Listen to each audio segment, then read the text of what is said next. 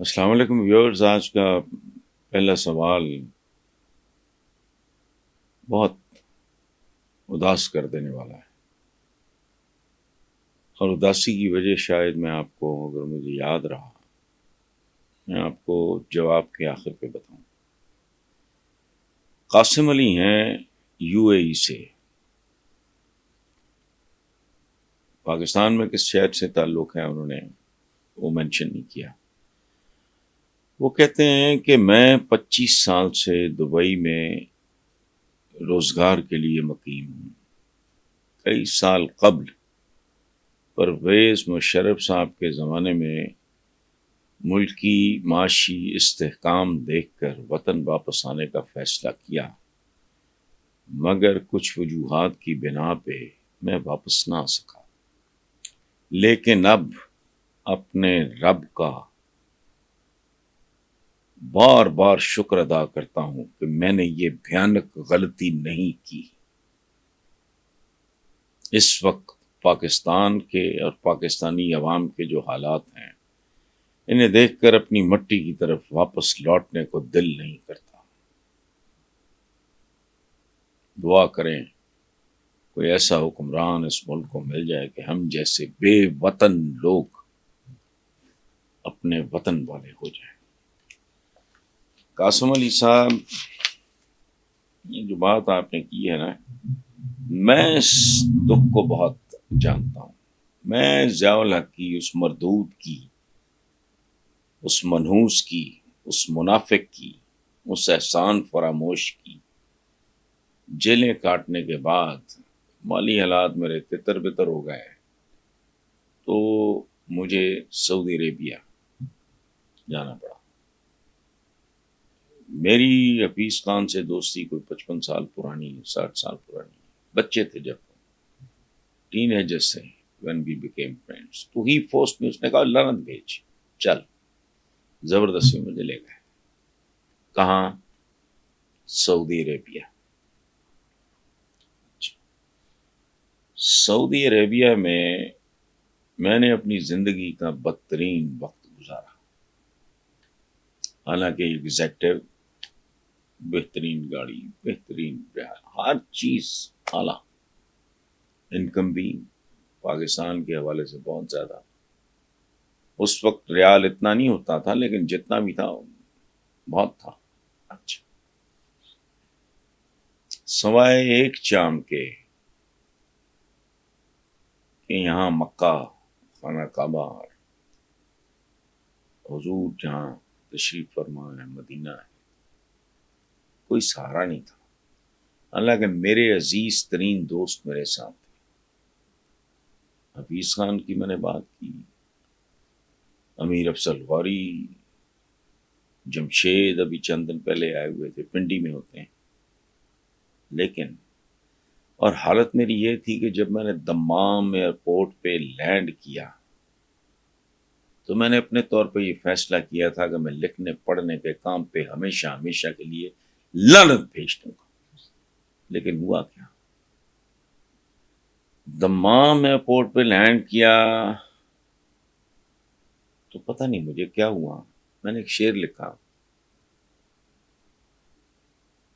بدن لے کر چلا ہوں، جان پیچھے چھوڑ آیا ہوں، وطن سے دور ہوں، پہچان پیچھے چھوڑ آیا ہوں۔ یعنی وہ ٹرانزٹ میں پتہ نہیں، آئی ڈونٹ نو کتنا ٹائم تھا، ریاض جانا تھا ہم نے۔ 2-2.5 گھنٹے کے اندر پاکستان کی یاد نے میری پسلیاں توڑ دی۔ تو جو دکھ آپ نے بیان کیا ہے، میں اس کو بہت اچھی طرح جانتا ہوں۔ لیکن جو سوال آپ نے کیا ہے، کوئی ایسا حکمران ہے، دعاؤں سے کچھ نہیں ہوتا، یہ یاد رکھیں۔ دنیا کے سارے اولیاء اکٹھے ہو کے دعا مانگیں، ہمیں موت نہ آئے، ممکن ہے؟ بڑے سے بڑا برگزیدہ آدمی کہے کہ مجھے لمبی عمر دے دیں، وہ مل جائے گی، لیکن اس میں بڑھاپا نہ ہے، ممکن ہے؟ دعا بیسکلی کنڈیشنل چیز ہے، ہمیں نہیں۔ حضور سے بہتر کس کی دعا ہوگی؟ ہو سکتی نہیں، بنی نہ انسان جب سے آغاز، جب تک اس کا انجام نہیں ہوتا۔ لیکن ہجرت، طائف کے پتھر،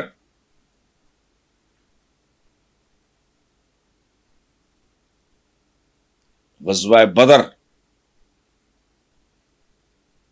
اپنے عزیز ترین لوگوں، غزوہ احد، حضرت امیر حمزہ ڈیڈ باڈی جس کی اتنی بے حرمتی کی گئی۔ میں کبھی کبھی سوچتا ہوں حضور نے معاف کر دیا ہو تو حضور مجھے آج بھی ہند مل جائے۔ ہمارے ہاں ہند کہتے ہیں، اس کا نام ہے ہندا ابو سفیان کی بیوی، جس نے جو کچھ کیا تھا۔ میں نہ چھوڑوں اس کو۔ صرف دعائیں نہیں ہوتی، اعمال ہوتے ہیں۔ پاکستان کے عوام کے، پاکستانیوں کے جیسے ہمارے اعمال ہیں، وہ بھی حضور کا ہی فرمان ہے کہ جیسی قوم ہو ویسے حکمران پہ مسلط کر دیے جاتے ہیں۔ جب تک ایسا نہیں ہوتا، ایسا ہی ہوتا رہے گا۔ دوزخی، جہنمی، عوام دشمن، لٹیرے، ڈاکو، چور آتے رہیں۔ آئندہ الیکشن مبارک ہو۔ یہ دہائی تو میں دے رہا ہوں 30 سال سے کہ ملک کھوکھلا ہو جائے گا، کھوکھلا ہو چکا ہے۔ دوسری بات، یہ 3-4 دن پہلے سما کے ہی ایک پروگرام میں میں نے حوالہ دیا تھا۔ اس وقت ورلڈ بینک کی جو آپ رپورٹ کی بات کر رہے ہیں اس وقت نہیں آئی تھی۔ اس وقت میں نے کہا تھا کہ بیرون ملک کہیں کیسر بنگالی ہمارے ایک اکانومسٹ ہیں، ان کی تقریر تو بہت لمبی تھی، اس کا جو سینٹرل آئیڈیا تھا، ایک جملہ میں نے اپنے پروگرام میں اس کا حوالہ دیا اور کہا وہاں ہمارے شبر زیدی جو FBR کے سابق چیئرمین وہ بھی موجود تھے۔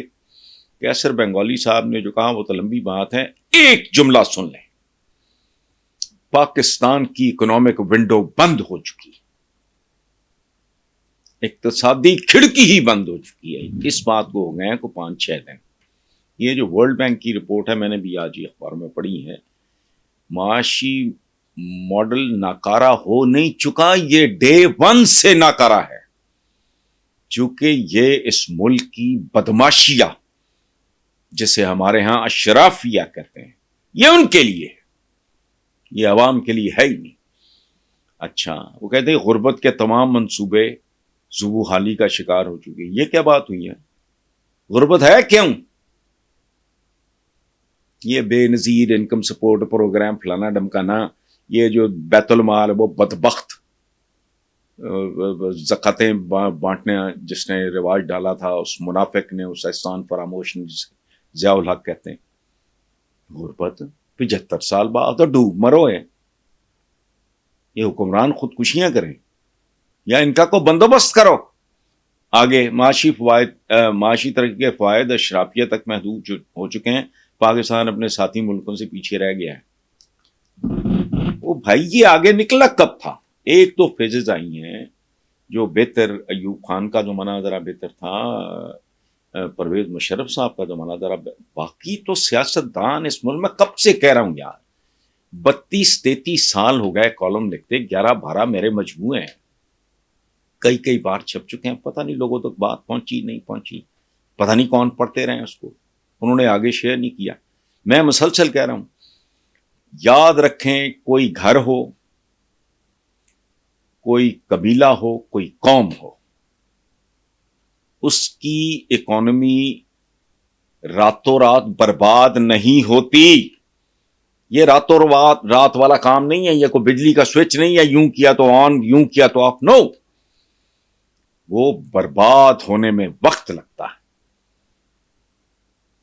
اور جیسے اس کی بربادی میں وقت لگتا ہے، راتوں رات نہیں ہوتا، اسی طرح قوموں کی معیشت کی بحالی میں بھی وقت لگتا ہے، راتوں رات۔ یہ بکواس کر رہے ہیں سارے جو سیاستدان اس وقت جھوٹ بول رہا ہے، ہمیشہ کی طرح، کوئی نئی بات نہیں ہے کر رہے۔ دیکھیں بات سنیں، پاکستان جب بنا تو عوام کی قربانیوں کے نتیجے میں بنا، جس کو لیڈ کر رہے تھے قائد اعظم، جانیں دیں، بیٹیاں اٹھوائیں، بہنیں اٹھوائیں، یہ عوام نے کیا سارا کچھ۔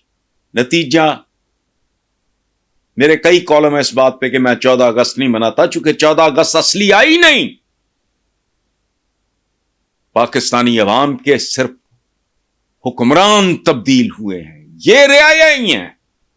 پہلے گورے کی رعایت ہے, اب یہ کالے پیلے نیلے بد شکلے اب ان کی رعایا ہے. 14 اگست 1947 یوم آزادی کالم ہے میرے, 20 سال 25 سال 30 سال 18 سال پرانے کتابوں میں محفوظ ہیں. ڈھونڈنا مشکل ہوگا اخباروں میں, کتابوں میں تو اچھا.